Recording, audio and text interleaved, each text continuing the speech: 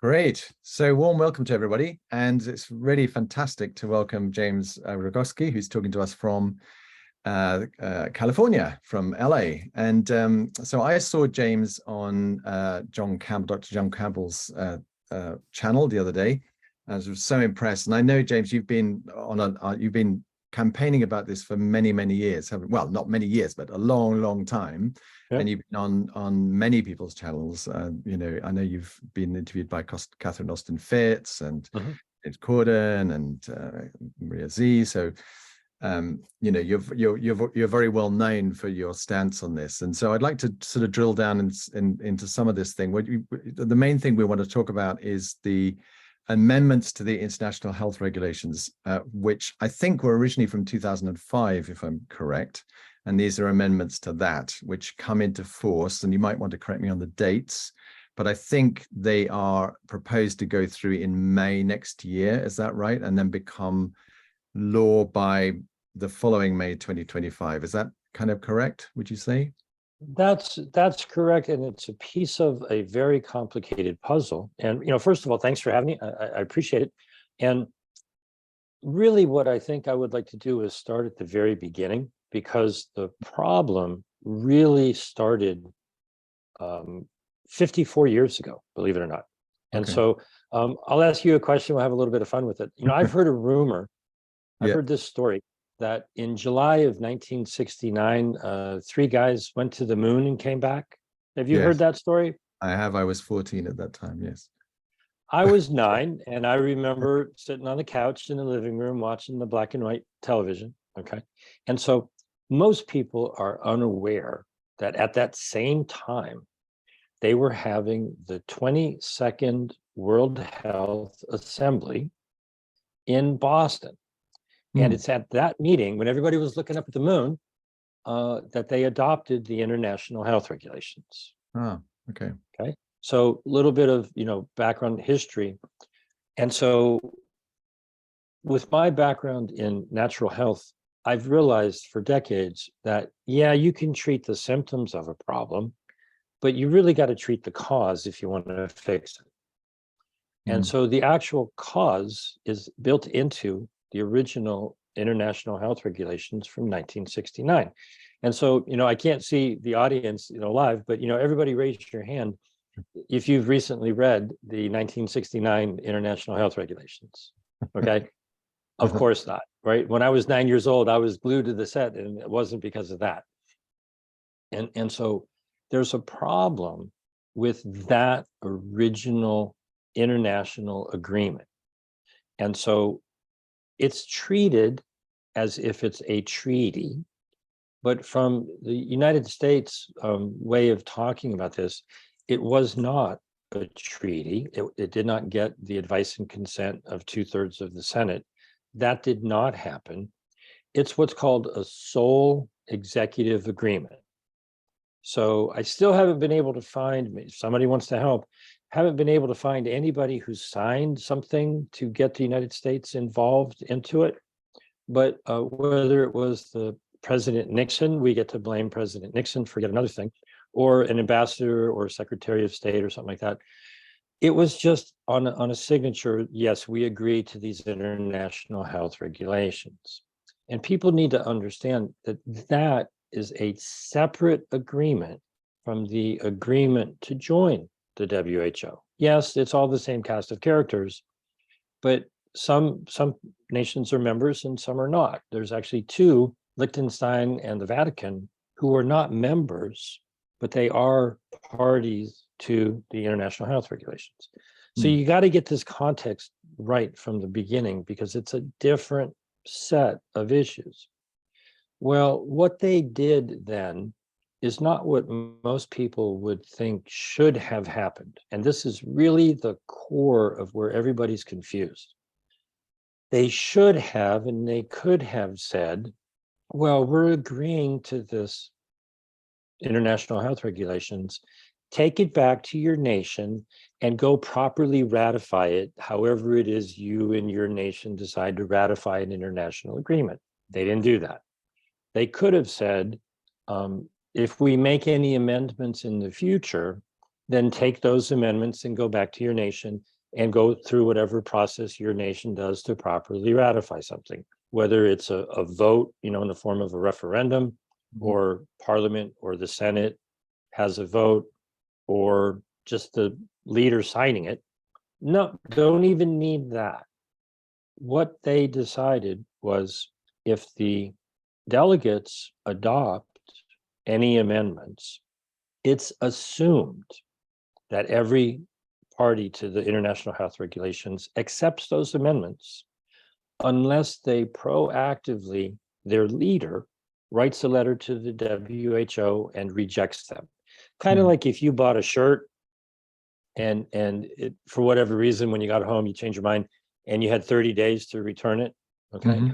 Well, back in May of 2022, 194 delegates went to the World Health Assembly and came back with some amendments, and we've got 18 months to reject them. And that deadline is December 1st. So we've gone 16 and a half months and nobody has really said a word. I mean, I've obviously been talking about it.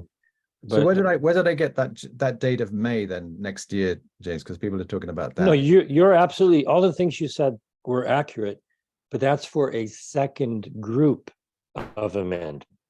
Oh, okay. And people are getting these confused, right? Okay. So I'll move up in time from 1969.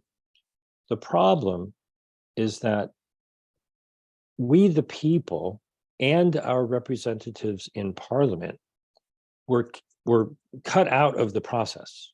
The leaders got together, agreed to a new document, International Health Regulations, and they said that any of the leaders can reject it, but you can just ignore the people. Don't bother with them. That's when we lost any form of democracy. We didn't lose our sovereignty because the leader of the nation could still reject them. But any democratic representative process where the people and Parliament or Congress or Senate are involved was cut out of the picture. That is the cause of the problem. Right. Now, if they were talking about anything, if they were making any amendments, they should amend the process by which amendments are accepted. But that's not what they're talking about. Right. Now, fast forward, you mentioned 2005. Yeah. They made quite a lot of changes in 2005. And I admit I was 45 years old in 2005, and I didn't have the foggiest idea that any of that happened. Maybe some other people were paying attention. It just happened. To my knowledge, there was no vote by Senate or Parliament or anything like that. And many, many changes were made. Fast forward 18 years from, well, 17 years from 2005. Last year, in 2022, the Biden administration proposed amendments to 13 separate articles on January 18th, 2022. Now, the reason for that date is Article 55 in the International Health Regulations says very, very clearly that if a nation wants to submit amendments, they have to do so 4 months in advance of the May Assembly, which is the last week of May every year. So the Biden administration did that on January 18th, which is 4 months in advance of May.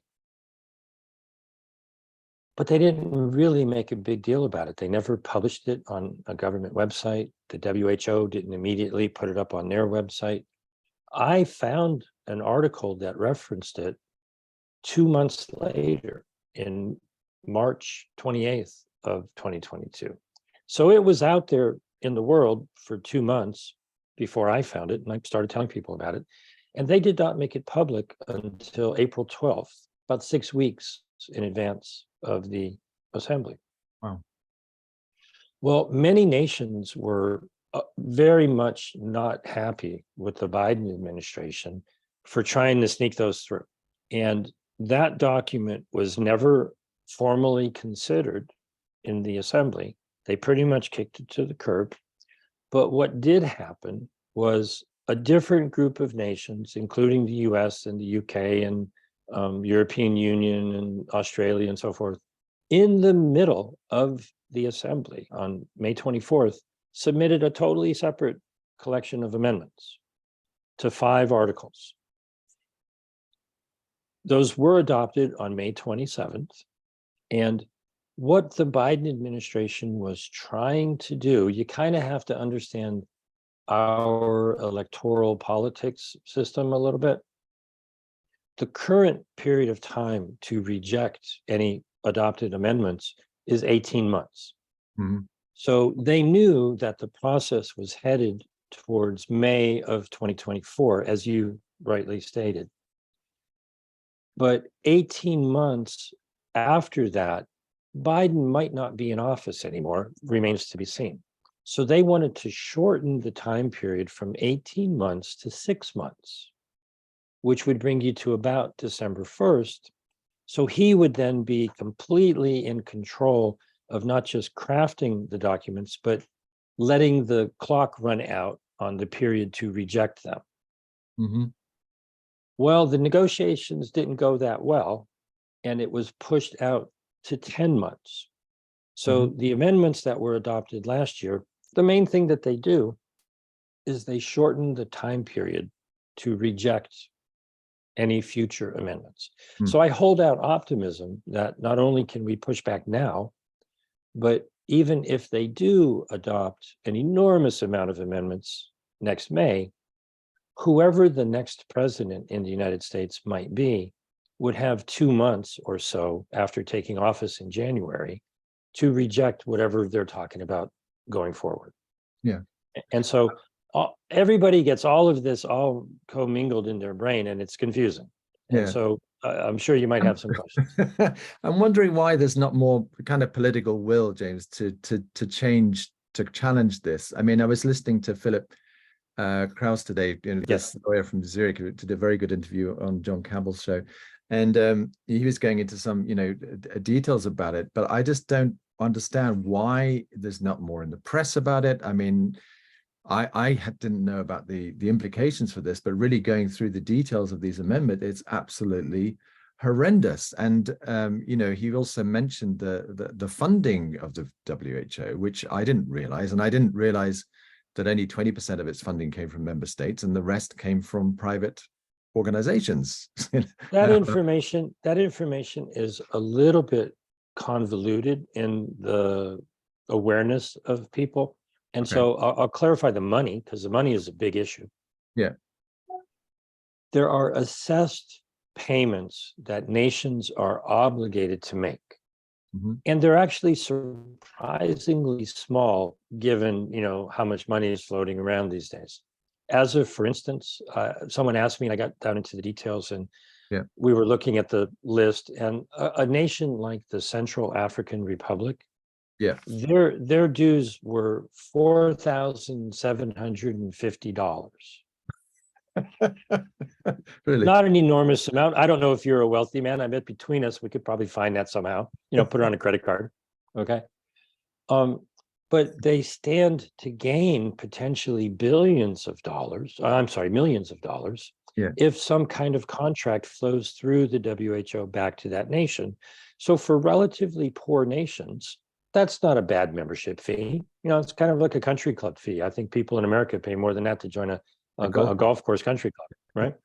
Yeah. And so you have to remember that every nation, regardless of the size of their population, gets one vote Mhm. in the World Health Assembly. Okay. China and India with 1.5 billion people, America with 330 plus million, Brazil, Indonesia, Nigeria, Japan, the UK, Right. one vote. And there's about 194 of them, is that right? 194 nations in the WHO. Yeah. 2 extra, Liechtenstein and the Vatican, are party to the IHR. Uh-huh. And so different documents, different groups. Right. But the point is, little tiny island nations, like, in the Caribbean or the South Pacific or wherever, small nations in Africa, everybody gets one vote. Right. And so, wow, how do you coerce a nation to vote for you when their fees are a couple of $1,000s, but they might stand to gain $1 million contracts to build out some health infrastructure in their country? Mm. That is what these negotiations are really about. There's a lot of horrific things in the documents that have been made public, but the really boring stuff, it's really all about money and investment. Mm-hmm. And so keeping these things partitioned, right, in the amendments, especially in Annex 1 and Annex 10, not the amendments that were adopted last year, but Right. the amendments that are currently secretly being discussed, a large number of amendments. Basically, it says that they want developed nations to help developing nations build out infrastructure for what I call the pharmaceutical hospital emergency industrial complex. It's an investment discussion. And what this all started with, you really have to go back to think of 2020. Everybody's afraid of COVID. Now, whatever actually really happened, that's a story for a different day. But the general view was, oh, these wonderful and glorious jabs are on the way. And if we just stick a couple of needles in everybody's arm in the world, it'll all go back to normal. And they started doing that. And the way it rolled out was not balanced around the world. The developed nations bought up 10 times what they needed, and the developing nations were left kind of high and dry without as many jabs as they felt they were due. And they created some different organizations to try to donate and all that sort of thing, but they felt that they weren't getting their fair share. So they arranged for a second meeting of the World Health Assembly in end of November, December of 2021. And the complaint that led to a resolution was that they weren't being treated fairly from an international trade perspective. And they wanted the WHO to facilitate negotiations for a convention, agreement, or other international instrument to deal with equity. And I Right. can't stress that enough. They're not talking about health. Right. They're talking about money. In my worldview, if you talk to financial people about equity, it's money. You have stock, you have equity stake in a company. They Mm-hmm. talk about their relevant stakeholders. Mm-hmm. Equity in your home. The value of the home is more than you owe on the mortgage, so you have a positive equity. They are not discussing the things that they should be discussing in regards to health. And if I may, I'd like to just, if there are any medical professionals or doctors, nurses, anybody in that field, please reach out to me. I give everybody my phone number. It's 310-619-3055 in the United States, in California. There are, in Article 21, which is what governs the regulations, there are 5 areas that they should be writing regulations about, but they're not. And those 5 areas include labeling and advertising. The insert that was blank, if you're aware, in many of the jabs, the sheet that is supposed to list all of the side effects and the problems and so forth, in many cases, those were blank. And they were certainly not given to the people who got the jab. And that's a fundamental requirement for informed consent. Well, there should be a regulation that says you can't have a blank insert. How can anybody be informed enough to give informed consent? I take that back. For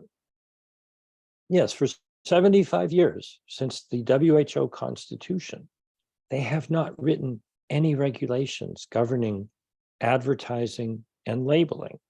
Mm-hmm. Now, advertising, our government spent billions of dollars putting out propaganda. Oh, it's safe and effective, safe and effective, safe and effective. Those words are fraudulent. There is no legal definition for that. What they are more properly supposed to say is, well, here's all of the information. Here are the known risks. Here are the possible benefits. Each individual person should weigh the benefits and the risks and determine for themselves whether they want to take those risks to receive the benefit. Okay. Now, that's different than the false claim of safe and effective. The phrase safe and effective is always a lie. Always. If one person dies, then it wasn't very safe for them, now was it? So we don't have to fight about the numbers. The numbers are enormous. It's not about the numbers. If I talk to you about the concept of Russian roulette, where you have a revolver with 6 chambers and you put one bullet in and you spin the chambers, well, that's 84% safe. Are you willing to take the risk to be the one who gets a bullet? They are talking about this in a way that is completely and totally fraudulent. If anyone ever says that any drug is safe and effective, there's no legal definition for that term. What they are supposed to be doing is showing you the potential benefits and the long list of side effects. Now, there's a demographic distinction. If someone is old or young, maybe they feel that the risk-benefit ratio is different. Well, I've seen studies that show that the risks of the jab grow exponentially with age. And so elderly people are way more likely to suffer death and side effects. And they did not provide any of that information. Little tiny babies and children, they might be more resilient in terms of the side effects, but they're horrible still. But there was no benefit because they weren't at risk from COVID. And so the fraudulent structure of the discussion, everybody's worried about the statistics and the details. Go up an order of magnitude and look at the higher level. You're having the wrong discussion. It's not safe and effective. It's benefit versus risk. Where's the data for each person to make a decision, an informed choice? Okay. And that's just one of the things. They're supposed to, well, they do have the authority, meaning the World Health Assembly, to write regulations and standards for the safety and purity of injectable products, biological products, pharmaceutical products. Just think about what you may have heard recently about circular plasmid DNA wrapped up in lipid nanoparticles that are in an mRNA product. There should be regulations preventing that. They're also supposed to write regulations about diagnostic techniques. Well, anybody who's done any research into the PCR process, the founder, Kary Mullis, said very clearly, this is not a diagnostic. Zero regulations. They're supposed to be able to write regulations about determining the cause of death. Well, the whole pandemic, did it exist or didn't it exist? Well, did you die with COVID or from COVID? And did you actually have COVID if it was just based on a ridiculous test? And so the last one, and not the least one, is nomenclature or terminology. They're supposed to define terms. Well, I mentioned a couple, safe and effective is just the wrong discussion. But the word pandemic has no legal definition. The word vaccine has no legal definition. The word case has no definition. The word mask has no definition. So you can see that for 75, 76 years now, the WHO has failed to write any regulations, And the lack of those regulations over the past 4 years led to all kinds of abuses. They're also allowed to write regulations on public health response. Well, wait a minute, prior to 2020, the prevailing wisdom was lockdowns and quarantine and social distancing and masks and all of those public health measures were known to not work. But they never wrote a regulation saying you shouldn't do that, or there should be standards. Okay. There are no standards for how would you even determine if a vaccine was really a vaccine. Okay.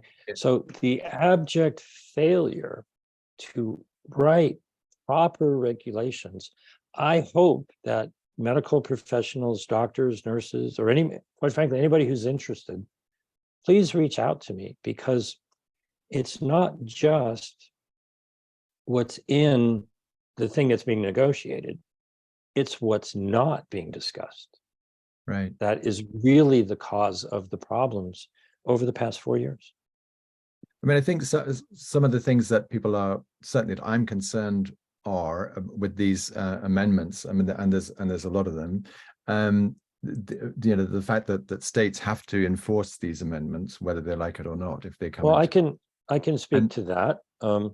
Can I just say something? Just because people are asking about, what are the details of this? As far as, I mean, and you can correct me, but as far as I understand, part of it is around censorship. In other words, the WHO would have power to censor and manipulate public opinion. I think that's in there as well, around what their message is around this. There's very few, they would have very few checks. So they would be able to say that this is a pandemic without ever having any kind of scientific backup about that. And basically there's really no accountability as far as I can see. And some of the stuff that I've seen that they've deleted here, that I know that John Campbell pointed out, for example, deleting the phrase "with full respect for the dignity, human rights, and fundamental freedom of persons," and replacing that with "based on the principles of equity, inclusivity, coherence, and in accordance with their common but differentiated responsibility of the state's parties." So, in other words, our dignity and human rights seem to go out the window. So I don't know if you want to, I've covered a lot of ground there, James. So, well, is that right? Would I be right in that kind of summary of what's going on there? The answer is not a simple answer. Okay. And I'll do my best to make it clear. It's complicated, but I think I can make it clear. Okay. We have to understand that at the very least, we're dealing with a number of different documents. And what has been happening, whether by accident or by design, is they're getting all mixed up. And so, number one, there's the amendments that the Biden administration proposed. Those were kicked to the curb, and a different set was adopted on May 27, 2022. And it's that different set of 5 amendments that can be rejected by every nation on the planet December 1st. What happened at that same time was they told all of the nations, submit whatever other changes you want to make. And my take on it is the nations were so upset with the United States. They said, you want to change the international health regulations? We'll show you how to do it. And so on September 30th of last year, they submitted 197 pages, 300 plus amendments, 94 different countries. And so that's more than a year ago. And they've been negotiating that for that period of time. On October 2nd to the 6th of this year, a couple of weeks ago, they concluded their last week-long set of meetings. And the directive has been given to the Bureau, even though they say it is a member nation-led negotiating process.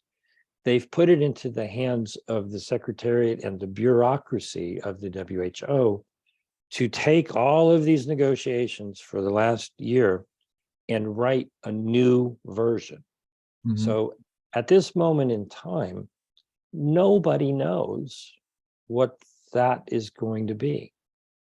Maybe somebody does, but nobody Yeah. in the public domain really. Now, I can certainly talk to the things that you said about the originally submitted version. All the things that you said are accurate, and much, much more.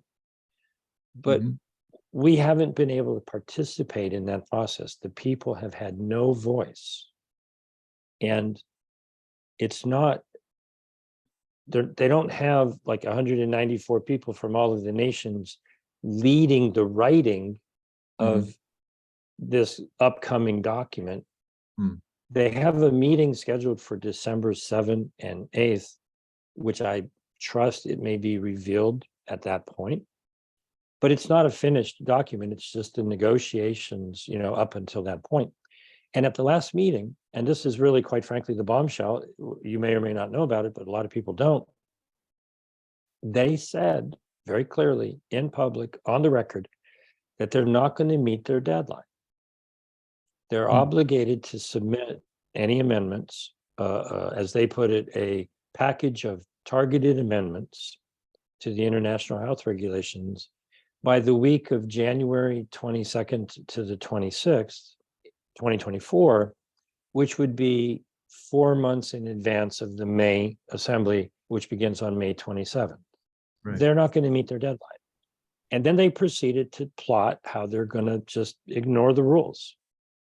And they publicly said, well, forget about that. We're just going to keep negotiating, and we'll get you the final copy whenever we get it to you. Mhm. In absolutely clear violation of Article 55, which says you have to submit it 4 months in advance so that everybody can have a look at it before you decide whether or not you want to accept it.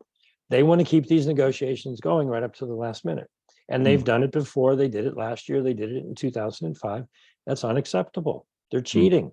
If they Mm. were honorable people, they would have said, it's not going so well. It took 10 years last time. We were trying to do it in a year and a half. We're not going to make the deadline. We'll have to wait until next year. Mm. But apparently they're not honorable people. That's not what they said. They know what the rules are, and they basically discussed how they were going to ignore them. Mm.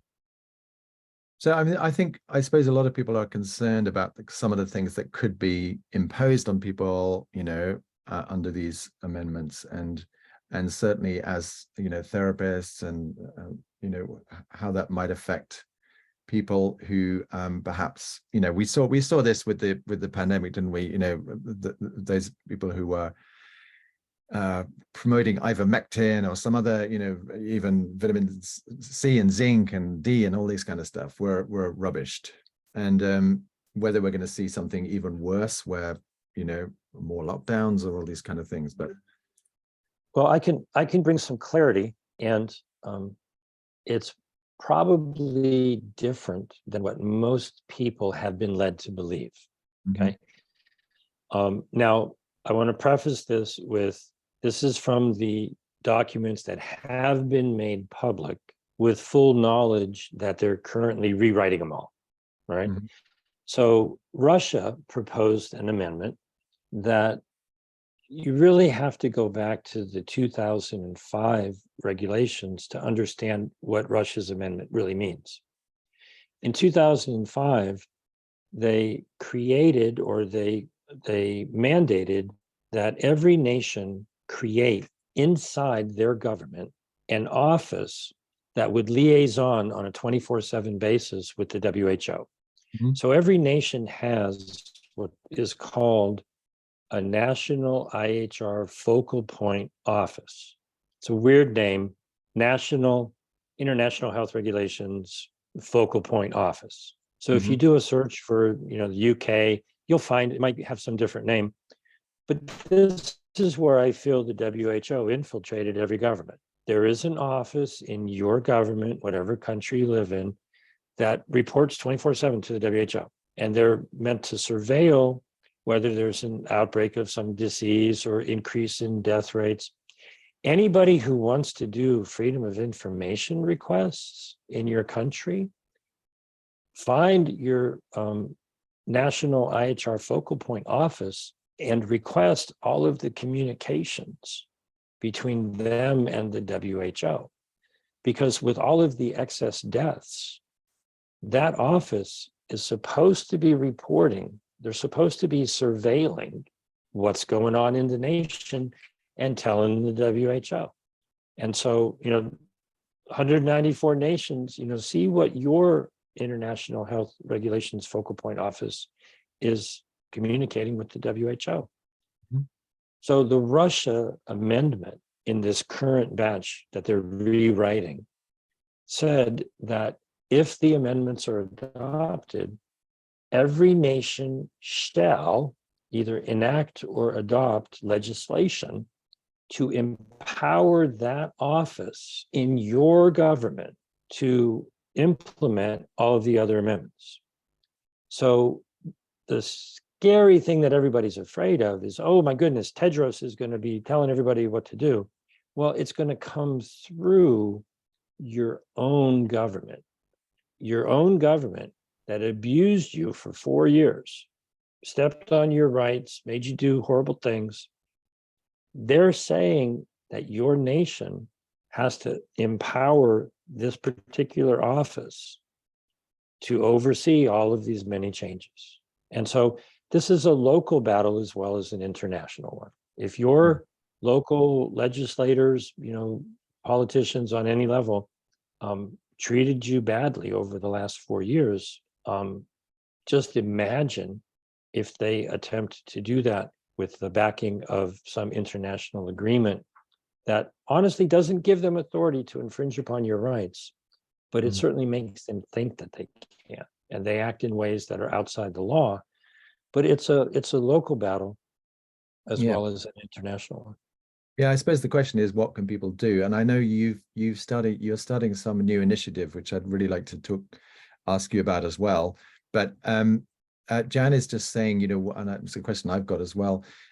She'd love to hear why our politicians are not more agitated about this. Sovereignty is so important to many of the nations, yet we seem to be passively walking into this and not listening to the few people who are raising these issues. So why is that? Metaphorically, we all need to get a match and light a fire under their butts, because the reason why they're complacent is, they haven't heard enough from we the people. Now, in regards to the amendments to the international health regulations, I want to go back to the beginning of the story, 1969.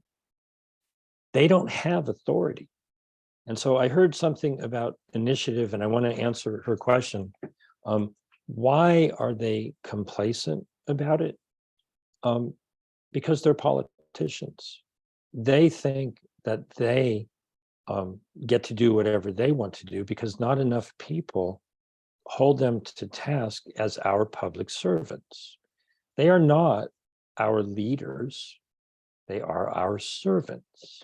And unless we nag them to do what we want and demand that they listen to us, they're going to be listening, in the United States, first and foremost, to their donors and lobbyists and young global leaders or the World Economic Forum or whomever they may listen to. Unless we are screaming in their face what we want, they are listening to other voices that, give them money, give them, potential jobs after they are out of office here in the United States. You pass a bill for some industry, you leave office and you get a really nice job with that industry. It's a corrupt scenario. There are only a handful of representatives or members of parliament that actually understand that their job is to represent their constituents. And part of the problem is we're not in their face as much as we should be, demanding that they do what we say. James, do you have I know you've got quite a few websites as well. Do you have standard letters that we can, copy off and write to you? There's many, and as we speak, hopefully there will be one tomorrow. So I have many domain names to make it Yeah. easy to find things. Yeah. But pretty much everything that I've written over the last year and a half is on my Substack, jamesroguski.substack.com. So if you go there and you find the archive, you can get all of the things that I've written. But some of the larger articles, I get a domain name and I point it directly to that article because it might have been months ago, right? Right. And so if you just go to jamesroguski.substack.com, you can find everything. Yeah. The letter that I hope to publish, today is the 16th. So if all goes well for me, October 17th, I'll be publishing a letter that is actually 2 pages. Mhm. The first page would be a letter to, for me, it would be President Biden, because if you comprehended all that I've been talking about earlier on in this interview, the way they structured the international health regulations, Parliament is out of the picture, and so are the people. The head of the government has the authority to just write a letter to the WHO and say, well, thank you very much for these wonderful amendments that our delegate, picked up 18 months ago, but I'm going to reject them. It's really that easy. So I'm going to write the letter that any leader could sign and send to the WHO.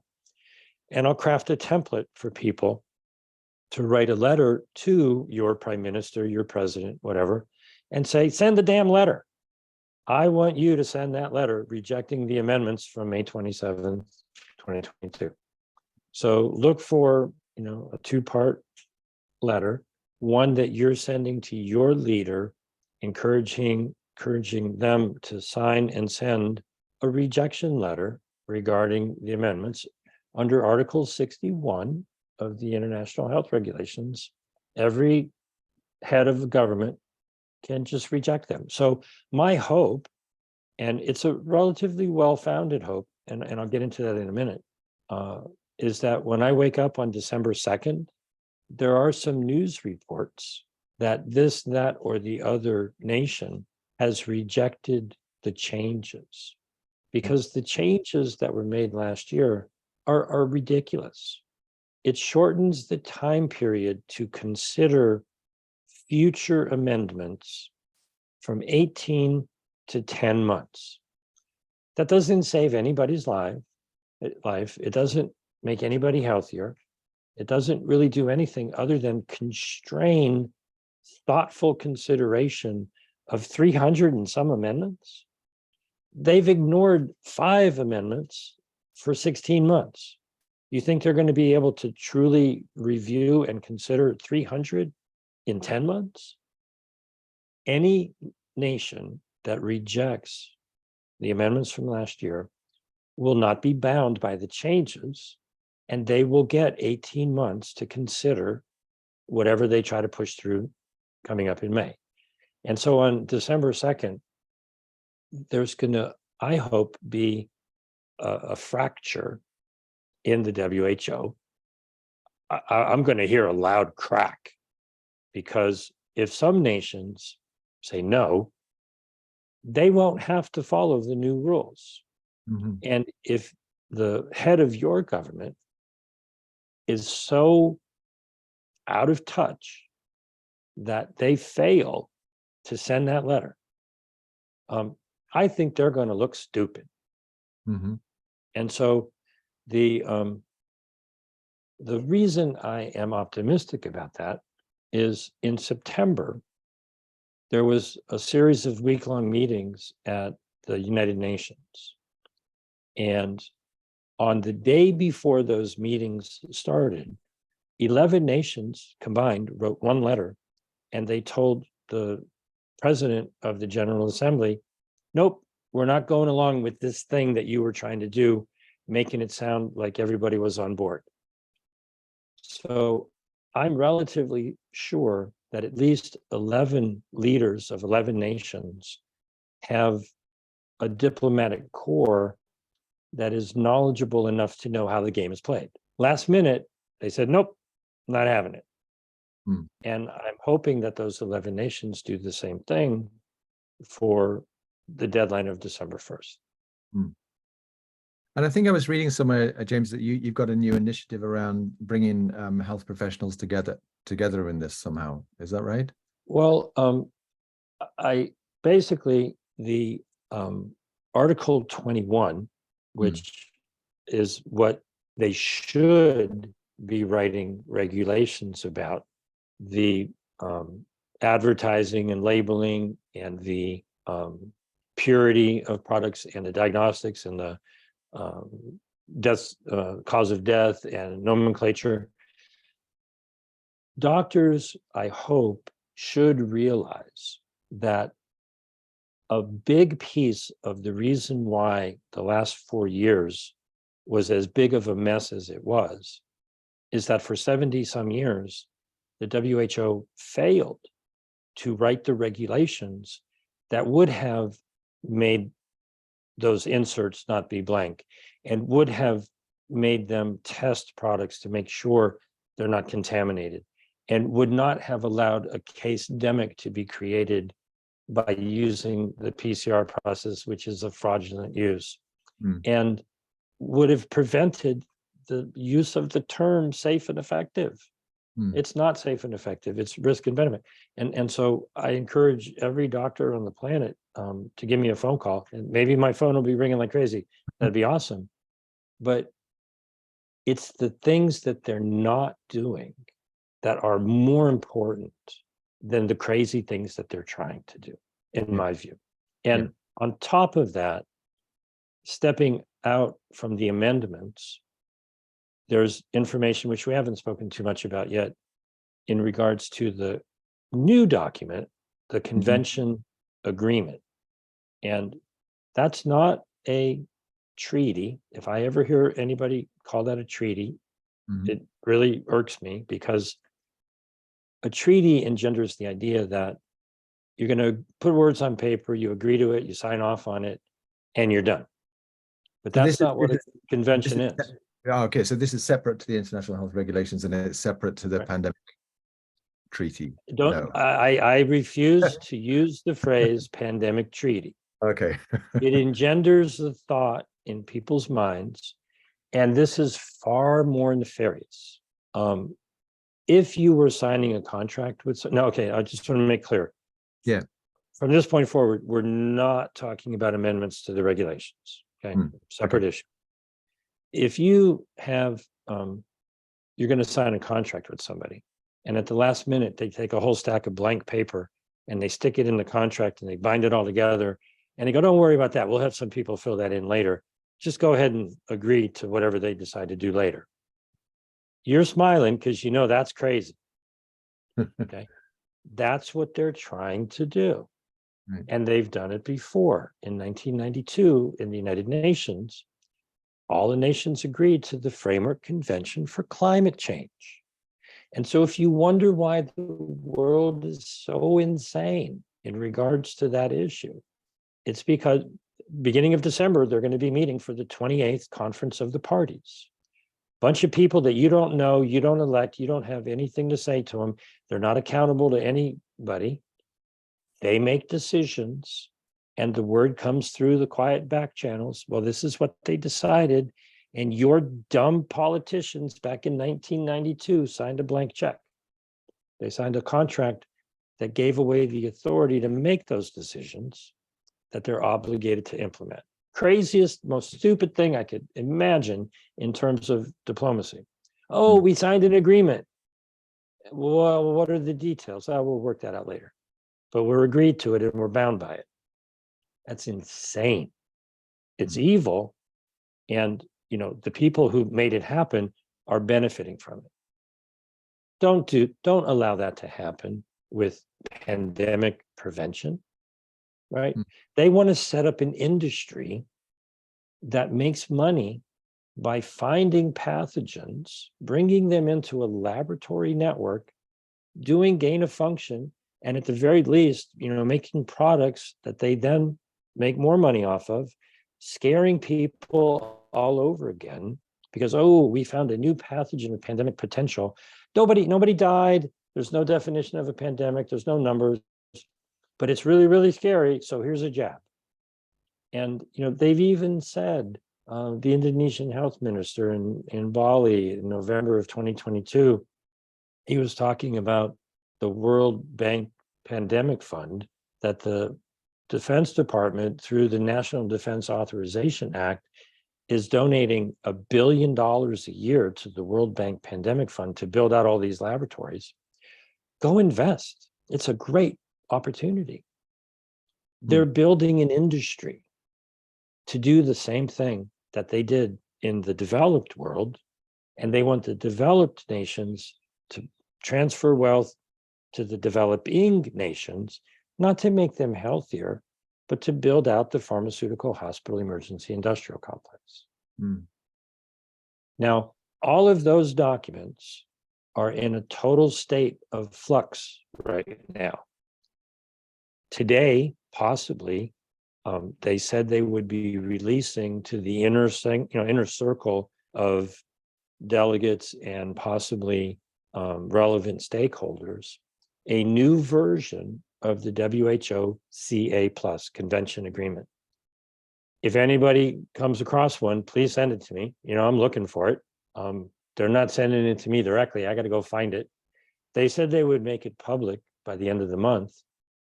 But in many ways, that's a distraction because there's a time-sensitive issue with the amendments from last year need to be rejected by December 1st. So for the next month and a half, I'm going to do everything I can to have everyone around the world understand that the way the process is structured, we have to nag the head of our government, of our nation, to reject the amendments that were adopted last year. Okay, cool. I was going to ask, it's a silly question, really. I mean, who is behind this? It's obviously money, right? And looking at who finances the WHO, 80%, I think we said, came from extraordinary funding. Oh, let me address that, because there is confusion about the money. And I don't know if you're familiar with, many decades ago, there was a comedy routine with Abbott and Costello and the baseball game, who's on first? And Right. I don't know, right? If you know the little stick that I'm talking about. Okay. Maybe some people do. Were you asking a question or were you making a statement? Who benefits from this? Who's responsible for this? Who's running this? Those aren't necessarily questions. If you look at those as statements, the who is behind, right? You get the idea. In terms of the money, they did release their somewhat information about their financials for 2022. And so 14% of around $4 billion came from the nations in terms of assessed payments. Very small amount, really. 84, I think I said 14%. I keep forgetting if it's 14 or 16, but it's in the range of 16%, and maybe 84% came from voluntary donations. But the bulk of those voluntary donations in 2022 came from the United States and Germany and the UK and Canada and Iran. But there were less than half of all of these 84% of donations, but several hundred millions of dollars came from the Bill and Melinda Gates Foundation, Gavi, which is connected to them, the European Commission, which is an independent, entity, and many other foundations, non-government organizations, and so forth. UNICEF, I believe, donated many millions of dollars.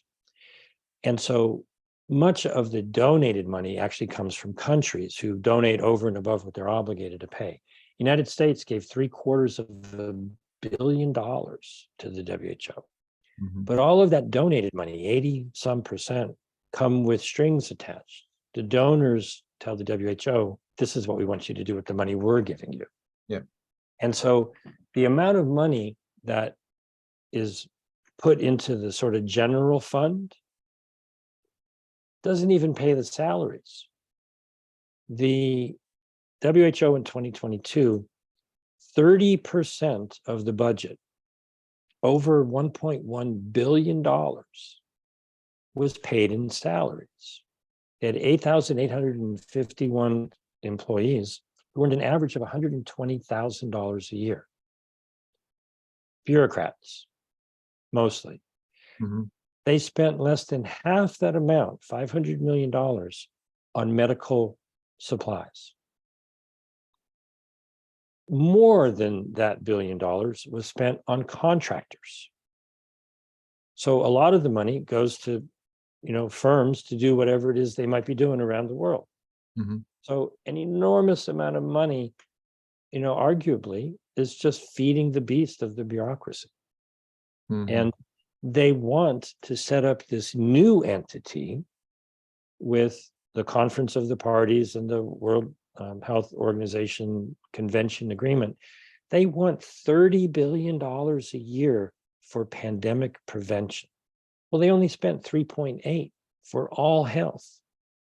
They just Right. want to build, more bureaucratic waste and funnel money into the pharmaceutical hospital emergency industrial complex. They're not talking about health. They don't have doctors coming in. That's why I'm reaching out to doctors. They don't have doctors testifying about how to make people healthier. They're Mhm. negotiating a business deal. Mm. Thank you so much, James. If there's any other questions, please just put them in the chat. We've probably got to stop in a sec. Yes, and people can find you. Do you want to give out your number again, James, and also Sure. your Substack? The hard part is spelling my name, okay? But it's unique, so if you find me, it's probably me. James Roguski, JamesRoguski.substack.com. And my phone number in the United States and California is 310-619-3055. And, look over all the information. There's quite a lot of websites that point to very important articles. But, the issue really is, number one, what's with the secrecy? And number two, what's with the cheating and skipping the deadlines to try to ram something through? And what is it that they're not doing that they actually should be doing? Mhm. They've gone 75 years and failed to write regulations that really would have made a difference. Mm. And okay, they failed in the past, but they're purposefully failing going forward. They're still not writing those regulations as best as we can tell from what's been discussed so far. Mm. James, one of the things that struck me when listening to that the lawyer Philip Cruz, he was talking about the censorship proposal, which I found very shocking. I mean, it was a thing that really shocked me in the so-called pandemic, the level of censorship that through all social media and doctors being shut down and stuff. Mm-hmm. How would that actually work? And also they're talking about manipulation of public opinion. I mean, how would that actually work? I know during the last pandemic, the army were brought in actually to into Downing Street at the Parliament to help with this we call it censorship angle, which is a bit shocking. A lot of people didn't know that. But so how would that actually work if these amendments went through? How would that work? Well, number one, the amendments mentioned that a little tiny bit. Okay. But the bulk of that, because there is no authority in the amendments to do any of that sort of thing. Okay. But in a new document, they're throwing whatever they think might stick. And again, these documents are changing as we speak. Okay. But back at the end of May, when the latest version came out, I published an article on my Substack called Censorship and went over what had been Article 18 in the Framework Convention. And it's very, very vague on a certain level. They just essentially want the WHO to be legally enabled to do what they're already doing. They have, they have a whole hub, they have a whole system. They have $1 billion a year for salary to pump out. They are the source of the infodemic that they claim is so horrible. Their ability to produce propaganda is backed by your tax dollars and donations to the tune of $1 billion a year. They want to legally enshrine that as gospel. And give them $30 billion, or at least a portion of that. Believe me, I've been living on word salad from the WHO for the last year and a half. They just pump out so much information. They tell you what they're going to do, and you have to read through reams and reams and reams of information to go, oh, wait a minute, I don't agree with that. And it's buried in plain sight, publicly declared, but they are the source of the infodemic that they are saying they're trying to stop. And so there's many ways that people can get involved.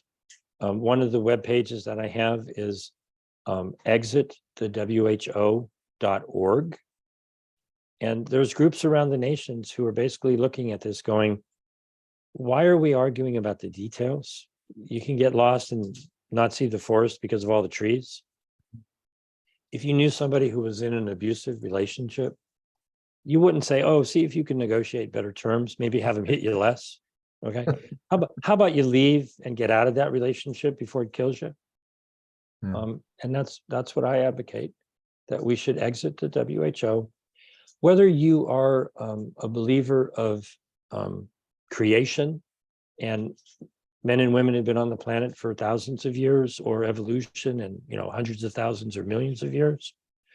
Prior to 1948, we were doing okay without a World Health Organization. And I think we'll do just fine when this one goes away. Cool. Thank you so much, James, and thanks for all Thanks for having me. Appreciate it. Appreciative comments there. So thanks. Thanks, everybody. And just do get in touch if you want any more details. And James is on the end of the phone as well. Great. Thank you, everybody. Bye-bye.